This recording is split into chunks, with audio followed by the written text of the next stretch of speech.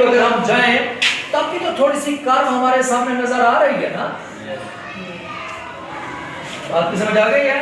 تب بھی ہمارے پاس یہ کرو نظر آ رہی ہے. اس کا مطلب یہ ہوا کہ بھئی اگر آپ دو پوائنٹس A اور B کے درمیان فاصلہ لے رہے ہیں اور ڈسپلیسمنٹ والی جو لائن ہے اس سے تھوڑا سا بھی آپ ہٹ رہے ہیں تو اس کا مطلب یہ ہوا کہ آپ کے راستے کی جو لمبائی ہے وہ بڑھ رہی ہے. آپ کے راستے کی لمبائی بڑھ رہی ہے. اس کا مطلب یہ ہوا کہ جو فاصلہ ہے وہ کبھی بھی ڈسپلیسمنٹ نہیں ہو سکتا. اگر بہت ہی زیادہ احتیاط کریں اس لائن سے تھوڑا سا بھی آپ جو ہی باہر نکلیں گے تب بھی آپ کے فاصلے جو ہیں وہ بڑھنا شروع ہو جائیں گے. جیسا اس کا مطلب یہ ہوا کہ ڈسپلیسمنٹ جو ہے کبھی بھی فاصلے سے زیادہ بڑا نہیں ہو سکتا.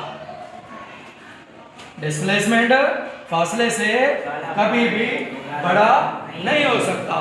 اتھینٹک بات ہو گئی کہ جو ڈسپلیسمنٹ ہوتا ہے وہ ہمیشہ کم سے کم براہ راست شارٹ کٹ جو راستہ ہوتا ہے اسی کو ہم ڈسپلیسمنٹ کا ہم نام دے رہے ہیں.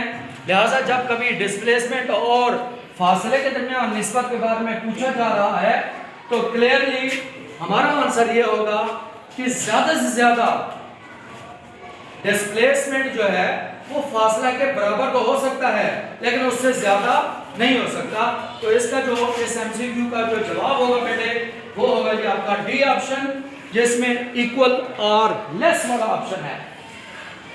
یہ فاصلہ ڈسپلیسمنٹ اور فاصلہ کے درمیان جو نسبت ہے وہ اس کا جواب کیا بنے گا؟